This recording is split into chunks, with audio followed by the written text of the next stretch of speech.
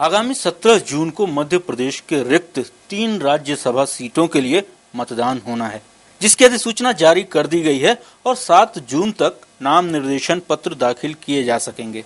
इन 3 सीटों में से कमोबेश 2 सदस्य भाजपा के चुने जाएंगे और संख्या बल के हिसाब से कांग्रेस से केवल एक उम्मीदवार ही लोकतंत्र के उच्च सदन में प्रवेश कर पाएगा। लिहाजा कांग्रेस में नेताओं की नूरा कुश्ती दिलचस्प बन पड़ी है। यह इसलिए भी कि इस अकेले संभावित स्थान पर जिन संभावित दावेदारों के नाम हैं, उनमें अंबिका सोनी, आनंद शर्मा, अर्चना डालमिया, अनिल शास्त्री जैसे परदेसी ठहरे उम्मीदवार हैं, तो प्रदेश से ही सुभाष यादव, इंद्रजीत सिंह पटेल, गुफरान-ए-आजम, सूरज भानु सोलंकी, जमुना देवी, अजीज कुरैशी से लेकर प्रदेश कांग्रेस अध्यक्ष सुरेश पचौरी तक दौड़ में हैं। विधानसभा में कांग्रेस विधायकों की संख्या 69 है। इस हिसाब से इस पार्टी के विधायकों को एक ही राज्यसभा सांसद को चुन पाने का अधिकार होगा, जबकि सदन संख्या 230 के मापदंड से एक राज्यसभा सांसद के लिए 57 विधायकों के समर्थन की आवश्यकता होगी। उधर भाजपा में मामला फिट बैठता दिख रहा है, जबकि 2 संभावित नामों में अनिल दवे और थावरचंद गहलोत का चुना जाना फिलहाल तय ही माना जा रहा है। लेकिन प्रॉब्लम तो कांग्रेस में है।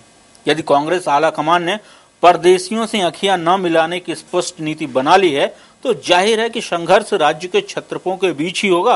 वैसे राजनीति के जानकार मानकर चल रहे हैं कि पिछले 2 वर्षों से सत्ता का वनवास काट रहे प्रदेश कांग्रेस अध्यक्ष पचौरी का ही प्रदेश से राज्यसभा में जाना तय है।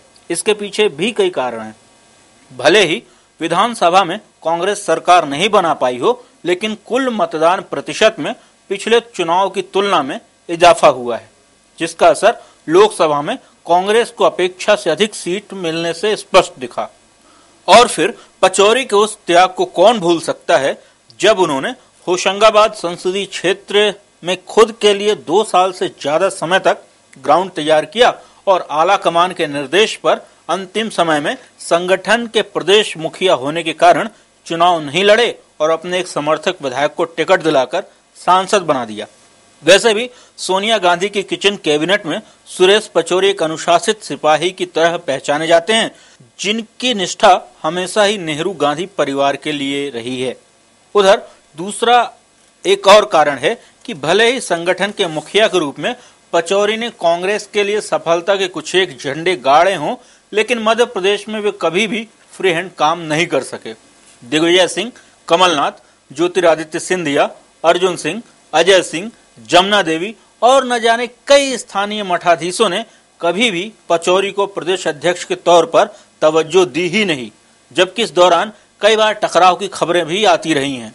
यही कारण है कि अब संगठन एक बार फिर उन्हें राष्ट्रीय स्तर पर स्थापित करना चाहता है और जैसा कि कांग्रेस का चलन है कि विवादित या अनुकूल परिस्थितियां बनाने वाले सारे निर्णय आला कमान पर थोप दी जाते हैं, ऐसा ही राज्यसभा उम्मीदवार के मामले में निर्णय 10 जनपद पर छोड़ दिया गया है।